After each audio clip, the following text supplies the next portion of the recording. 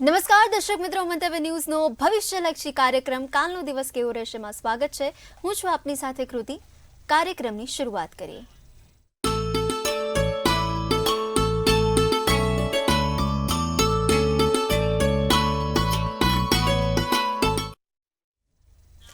દર્શક મિત્રો, ભવિષ્યલક્ષી કાર્યક્રમ કાલનો દિવસ કેવો રહેશે માં આવતીકાલના દિવસનું પંચાંગ, દિન વિશેષ, દિવસ રાત્રિના ચોઘડિયા, ખાસ ને રસપ્રદ મુદ્દા વિશે વાત, તેમજ આવનારા જે જન્મદિવસ આવનાર છે તેમનું આવનારું આખું વર્ષ કેવું રહેશે તેના વિશે પણ માહિતી આપવા માટે આજે પણ જોડાઈ ચૂક્યા છે કિશન મહારાજ.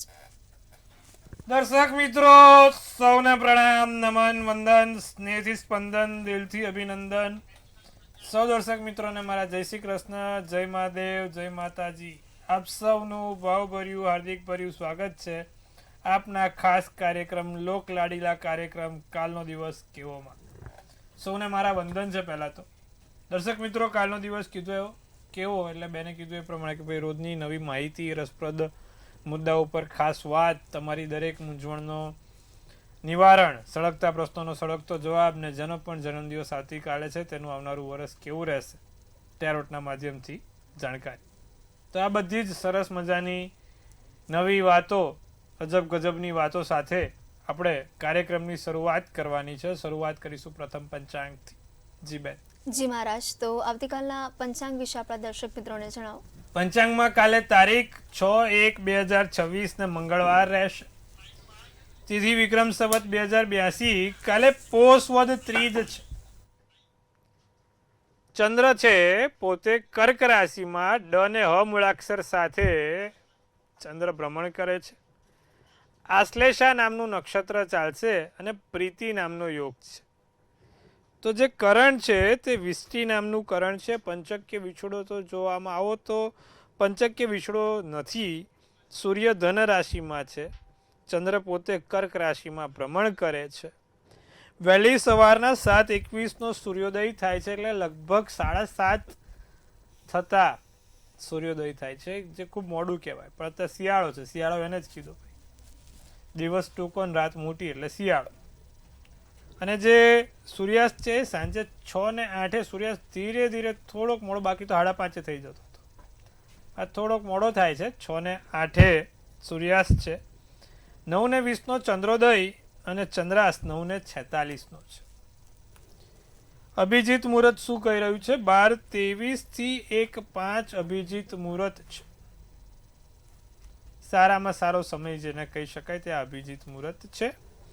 રાહુકાળ છે બપોરે 3:27 થી 4:47. રાહુકાળમાં લાંબી મુસાફરી, નવા કાર્યો નહીં. ખાસ વસ્તુનું ધ્યાન રાખવું પ્રભુ. એકંદરે દિવસ કાલે મધ્યમ રહેશે.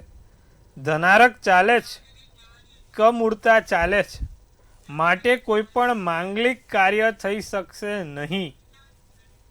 તે વસ્તુનું ખાસ નોંધ લેવી, ધ્યાન લેવું.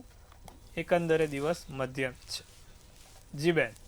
જી મહારાજ, તો હવે આવતીકાલના દિન વિશેષ વિશે પણ આપણા દર્શક મિત્રોને જણાવો. હવે કાલે જે પ્રમાણે ગ્રહોની બંધ બેસતા છે, આશ્લેષા નક્ષત્ર છે, એટલે ઓમ રાવે નમઃના મંત્રનો જાપ તમારા માટે સારો રહેશે.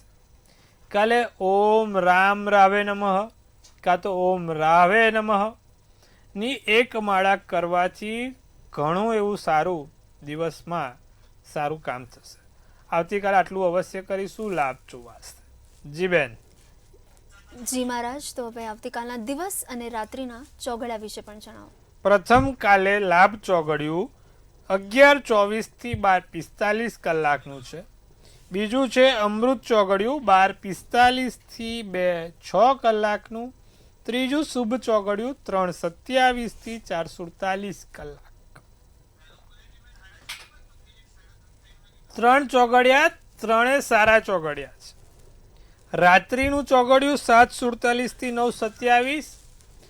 શુભ ચોઘડિયું 11:06 થી 12:45 કલાક. હવે આમ તો ધનારક છે, કોઈ પણ સારા કામ ના થાય કે નવા કામ ના થાય, માંગલિક કામ ના થાય, પણ સમજો કાંઈ કરવું પડે એમ જ હોય તો આ સમયમાં આ ચોઘડિયામાં જોઈને નાનું મોટું કામ કરવાની છૂટ છે. કરો, વાંધો નથી. પણ ફરી વાર સમય જોવાનો, ચોઘડિયું જોવાનું ને ભગવાન હનુમાનજીનું નામ લઈને ઘરની બહાર નીકળવાનું. રામ રામ તું મેરે આગે, હનુમાન તું મેરે પીછે, આના બોલીને નીકળો. મુસાફરી સારી રહે, કામ નાના મોટા થતા રહે. આવતીકાલે આટલું કરીશું. લાભ જોવાશે. જી બેન. જી મહારાજ, તો હવે આજનો એવો કયો ખાસ મુદ્દો છે, રસપ્રદ મુદ્દો છે, તો એ પણ આપણા દર્શક મિત્રોને જણાવો. ભાઈ, આજનો ખાસ મુદ્દામાં એવું છે કે લોકો મને કહે છે કે મારા તમે સરસ મજાના વાસ્તુ ઉપર બોલો છો, તો આજે એક સરસ મજાનું એ પણ કહો કે જ્યારે અમારે પ્લોટ લેવો છે કે નાની મોટી જમીન લેવી છે, તો એ જમીન કે પ્લોટ સારો રહે એ કઈ રીતે ખબર પડે કે ભાઈ આ જમીન ફળદ્રુપ છે, પ્લોટ ફળદ્રુપ છે, એ ખબર કેમ નહીં પડે? તો ફરીવાર, જ્યારે પણ જમીન મકાન લેવું છે, મકાનની વાત એટલે પ્લોટની વાત થાય છે, પ્લોટ લેવો છે, તો એ પ્લોટ કયા રંગનો છે, એટલે એની માટી કયા રંગની છે, તે બહુ મોટો આધાર રાખે છે. સાંભળવા જેવી બાબત છે. સફેદ રંગની માટી હોય, સફેદ રંગની માટી હોય અને તમે આ માટીને કહેવાય ને કે ભાઈ સ્પર્શ કરો ને, જીભે થોડીક માટીને અડાડો ને એટલે મીઠી લાગે. એ માટી સૌથી શુભ ગણવામાં આવી છે, સફેદ રંગની માટી. સફેદ રંગની માટી ને એવું પણ કહે છે કે ભાઈ એ ઉત્તમ માટી ગણવામાં આવે છે. એને સુખદા માટી કહેવાય. શું કહેવાય? સુખદા એટલે સુખ આપનારી માટી. પછી જે બીજી આવે લાલ રંગની માટી આવે, જે કહેવાય ને કે તમે જ્યારે જાઓ ત્યારે જમીન જો તો એમાં લાલ કલરની માટી હોય, તો એ લાલ માટીને આપણે વિજયા માટી કહે છે, ક્ષત્રિય માટી પણ કહેવાય છે, કારણ કે એ લાલ માટી શત્રુ પર વિજય આપે અને વિજય તમને મળે, દરેક જગ્યાએ વિજય મળે, એ માટે એને વિજયા માટી કહે છે કે ભાઈ વિજયવાળી માટી છે. અહીંયા કંઈ પણ કામ કરો ને એટલે વિજય મળે. ખાસ કરીને મોટા ઇન્ડસ્ટ્રીયલ જ્યારે તમે પાર્ક બનાવતા હોય કે મોટી ઇન્ડસ્ટ્રીઝ બનાવતા હોય, તો આ લાલ પ્રકારની માટી સૌથી સારી ઉત્તમ સાબિત થાય છે, કારણ કે આ વિજયા માટી છે, વિજય આપનારી માટી, દરેક કામમાં વિજય. અને સફેદ કલરની માટી સુખદા માટી કીધી છે, એટલે કે સુખ આપનારી માટી. એવી જ રીતે એક બીજી આવે છે કાળા કલરની માટી. લાલ કલરની માટીને તમે કદાચ કરો ને તો સ્પર્શ કરો અથવા તો થોડુંક એને કહેવાય છે કે ભાઈ મૂકો મોઢામાં, તો એ ક્યાંક ને ક્યાંક થોડીક લાલાશ પરથી દાડમના સ્વાદ જેવી લાગે.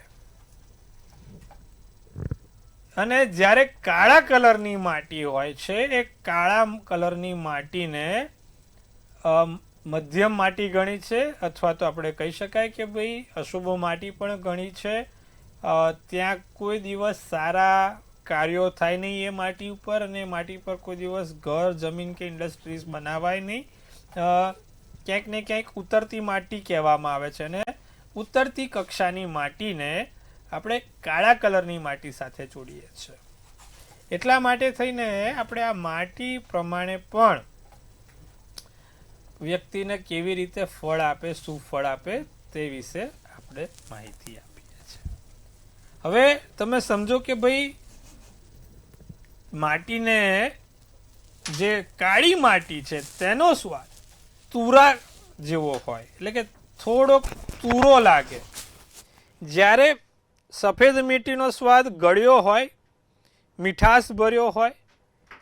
જે લાલ માટી છે તેનો સ્વાદ ખટ મીઠો હોય, દાડમી પ્રકારનો કહેવાય, દાડમનો જે ટેસ્ટ કરતા હોય ને એવો હોય.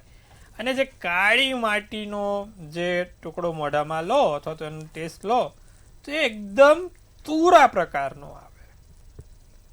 એટલા માટે થઈને કાળા પ્રકારની માટી પર ના પ્લોટ બનાવો, ના ઇન્ડસ્ટ્રી બનાવી કે ના કંઈ, ત્યાં માત્ર દવાખાના, સ્મશાન ગૃહ કે ઉતરતી વસ્તુઓના જ કામ થાય. અને જે સુખદા માટી છે સફેદ કલરની, તમે આમ થોડીક ખોદો એમાંથી શંખ બહુ બધા નીકળે, એ માટીને સૌથી શુભ ગણવામાં આવી છે. તો મિત્રો આજે આપણે સરસ મજાની ભૂમિ વિશે વાત કરી, માટી પર. આ કયા રંગથી થાય તે વિશે જણાયું. આવતીકાલે આ માટી શુભ ફળ આપશે કે અશુભ ફળ આપશે તેના વિશે વિસ્તૃત ચર્ચા કરીશું. કેવા પ્રકારના પ્રયોગો કરવાથી, કેવા પ્રકારના ઉપાય કરવાથી આપણને ખબર પડે કે આ માટી સારી છે કે ખરાબ છે, કે આપણને સવાયું ફળ આપશે કે શુભ કરતા છે કે અશુભ કરતા છે, તેના વિશે આપણે આવતીકાલે માહિતી આપીશું. આજે રંગ પરથી કેવા પ્રકારની માટી કરાય તેના વિશે વિસ્તૃત માહિતી આપીશું. આપણે હવે વાત કરવાની છે 12 રાશિના રાશિ ભવિષ્યની. જી બેન. જી મારા, તો હવે આપણે વાત કરીએ એ પ્રમાણે હવે મેષ, વૃષભ અને મિથુન આ ત્રણેય રાશિના જાતકોનો આવતીકાલનો દિવસ કેવો રહેશે? મેષ રાશિવાળાને કાલે દિવસ પરિવારના સભ્યો સાથે મુશ્કેલીનો સામનો કરવો પડે. જીવનસાથી જોડે બહાર હરવા ફરવા જવાશે. મુશ્કેલીનો સામનો હિંમતથી થશે. મહત્વપૂર્ણ યોજના બનાય. પૂરો શુભ કલર શુભાંક 8. વૃષભ રાશિ, સાંજ પછી સારા સમાચાર મળે. દુશ્મન પણ દોસ્ત બને, મિત્રો પણ શત્રુઓ પણ તમારા દોસ્ત બને અને લગ્ન જીવન સારું રહે. દિવસ સારો પસાર થાય. કેસરી શુભ કલર શુભાંક 2. મિથુન રાશિને હતાશા મોઢા ઉપર જરા લાવવા દેવાની નથી. કામનું દબાણ ક્યાંક ને ક્યાંક કોઈક અંશે રહ્યા કરશે. કોઈ ખોટી માંગણીઓ થાય, ખોટી લોકો તમારી સામે કે ભાઈ પૈસાની જરૂર છે આપો, ખોટા લોકો રોતડા રોવાનો પ્રયત્ન કરે, પણ બધું મગજ ઉપર લેવાનું નહીં, બધું લોકોની બધી માંગણી પૂરી કરવાની નહીં. હો ભાઈ, શારીરિક થાકી જવાય. માનસિક પરિશ્રમ, શારીરિક પરિશ્રમ કાલે વધારે રહેશે. જાંબલી શુભ કલર શુભાંક 9 રહેશે. જી બેન. જી મારા, તો હવે કર્ક, સિંહ અને કન્યા ત્રણેય રાશિના જાતકોનો આવતીકાલનો દિવસ કેવો રહેશે? કર્ક રાશિને વેપારમાં નવા સોદા પાર પડે. નાણાંનો નવો સ્ત્રોત વહે. લાંબા ગાળાના સારા એવા લાભ થાય. કોઈ પણ પ્રકારનો ખોટો ગુસ્સો કરવો નહીં. પીળો શુભ કલર શુભાંક 4 રહેશે. સિંહ રાશિને સ્વાસ્થ્ય સાચવવું. સ્વાસ્થ્યમાં થોડુંક ધ્યાન રાખવાની જરૂર છે હાલમાં. ખાવા પીવામાં સ્વાસ્થ્યમાં થોડુંક સંભાળે. સમયનો સદુપયોગ કરીને દિવસ પસાર કરે. કામ પર તમને પ્રશંસા મળે. જે તે જગ્યાએ કામ કરો છો તમારા વખાણ થાય. તમારા માટે સારા એવા કામ પૂરા થાય. જરૂરિયાતમંદોને મદદ થશે. કથ્થઈ શુભ કલર શુભાંક 6 રહેશે. કન્યા રાશિ, આર્થિક ધનલાભ થાય. આર્થિક રીતે સ્થિતિ સુધરે છે. આવડત તમારી કામમાં આવશે. કઈ ભૂલચૂક થઈ ગઈ હોય તો એનાથી ડરવાની જરૂર નથી. આગળ સારું જ છે. તમારી ભૂલચૂકને સુધારવાનો પ્રયત્ન કરજો. કાળો શુભ કલર શુભાંક 7 રહેશે. જી બેન. જી મહારાજ, તો હવે પોતાની સમસ્યા સાથે આપણી સાથે કોલર મિત્ર જોડાઈ ચૂક્યા છે, તો એમની સાથે પણ આપણે વાત કરીએ. હેલો. હેલો. હેલો. જય ગણેશ. જય ગણેશ. જન્મ તારીખ 30/5/97.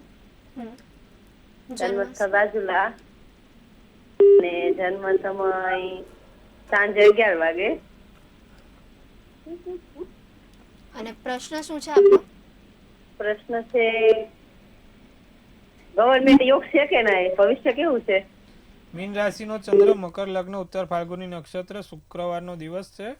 ગવર્મેન્ટ યોગ 7મા સ્થાનમાં તમે જોવા જાઓ તો ભાઈ મંગળ છે, સૂર્ય પંચમ સ્થાનમાં છે, એટલે લગ્નમાં થોડોક પ્રોબ્લેમ તો રહેશે. ગવર્મેન્ટ યોગમાં શનિ ચંદ્રનો વિષયોગ હોવાના કારણે સંઘર્ષ વધુ કરવો પડશે, મહેનત વધુ કરવી પડશે. ભગવાન સૂર્યનારાયણની ઉપાસના પૂજા કરે તો આગળ જતા ગવર્મેન્ટના ચાન્સીસ વધી શકે એમ છે. જી બેન. જી મહારાજ, તો વધુ એક કોલર મિત્ર આપણી સાથે જોડાઈ ચૂક્યા છે, તો એમની સાથે પણ આપણે વાત કરીએ. હેલો. હેલો. જી નમસ્કાર. હેલો. હેલો. હેલો. આપનું નામ? 28/7 મારી મમ્મી માટે પૂછવું છે. જી, એમની જન્મ તારીખ? એમની જન્મ તારીખ 28/7/1983. જન્મ સ્થળ? જન્મ સ્થળ સુરત. અને જન્મ સમય? જન્મ સમય સવારે 9 વાગે. એમને નોકરીમાં કઈ મેળ પડતો નથી. એમની ગવર્મેન્ટ જોબમાં નોકરી થશે અગાડી?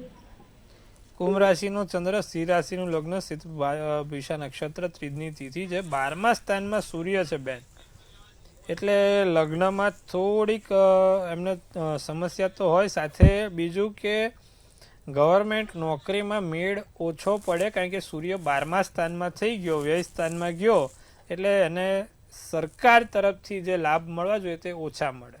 સૂર્યની પૂજા ઉપાસના કરે, રોજ સૂર્યનારાયણને લીલા મગ નાખીને જળ ચડાવે, સૂર્યના 12 નામ 12 વખત બોલે, આદિત્ય હૃદય સ્તોત્રમનો પાઠ કરે, તો આવું બધું કરવાથી એમને ક્યાંક ને ક્યાંક એમની શક્યતાઓ વધી શકે છે.